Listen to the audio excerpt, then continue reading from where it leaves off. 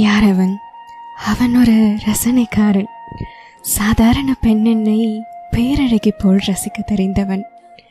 நான் உதட்டில் சாயம் பூசிக்கொண்டால் உன் வறண்ட இதழ்களை தான் விரும்புகிறேன் என்பான்.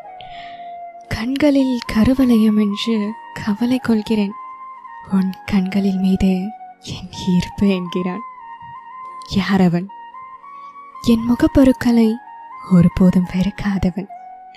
என் சீரற்ற புருவங்களின் இடையில் முத்தமிட மறக்காதவன். என் மாநில தேகத்தை பார்த்து அவன் முகம் சுளித்ததே இல்லை. என் எடையை வைத்து என்னை எடை போட்டதும் இல்லை.